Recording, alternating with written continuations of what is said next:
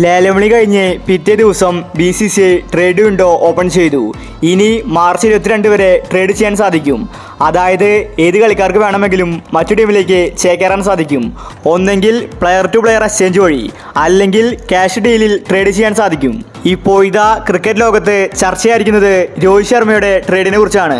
രോഹിത്തിനെ trade ചെയ്യാൻ CSK രംഗത്ത് വന്നിരിക്കുകയാണ്.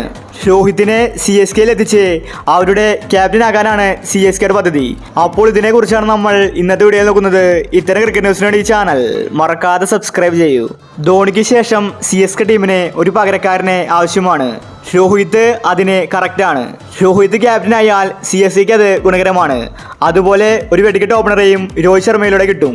ഋതുരാജും രോഹിത് ശർമ്മയും ഇന്നിങ്സ് ഓപ്പൺ ചെയ്താൽ ഇതിനേക്കാൾ മികച്ചൊരു ഓപ്പണിംഗ് കൂട്ടിയിട്ട് CSK ടീമിനെ കിട്ടാനില്ല. പാണ്ഡ്യയെ ക്യാപ്റ്റനാക്കിയതോടെ രോഹിത് ശർമ്മയും മുംബൈ മാനേജ്മെന്റും തമ്മിൽ തെറ്റിയിരിക്കുകയാണ്. രോഹിത് ശർമ്മയോട് ചോദിക്കാതെയാണ് പാണ്ഡ്യയെ ക്യാപ്റ്റനാക്കിയത്. ഇതിന് കാരണമെന്ന് പറയുന്നത് പാണ്ഡ്യ ഒരു ഡിമാൻഡ് വെച്ചിട്ടാണ് മുംബൈയിലേക്ക് എത്തിയത്. അതായത് തനിക്ക് ക്യാപ്റ്റൻസി തന്നാൽ മാത്രമേ മുംബൈ ടീമിലേക്ക് വരൂ എന്നാണ് പാണ്ഡ്യ പറഞ്ഞത്. ഈ കാരണം കൊണ്ടാണ് മുംബൈ ടീമിന് രോഹിത് ശർമ്മയെ ഒഴിവാക്കേണ്ടി വന്നത്. അതുകൊണ്ട് ഇപ്പോൾ രോഹിത് ശർമ്മ പുതിയ ടീമിലേക്ക് ചേക്കേറാൻ ഒരുങ്ങുകയാണ്. ചിലപ്പോൾ ഏത് സമയത്ത് വേണമെങ്കിലും ട്രേഡ് നടന്നേക്കാം. ചെന്നൈ ടീം രോഹിത് ശർമ്മയ്ക്ക് വേണ്ടി രംഗത്തുണ്ടെന്ന റിപ്പോർട്ടാണ് പുറത്തു വരുന്നത്.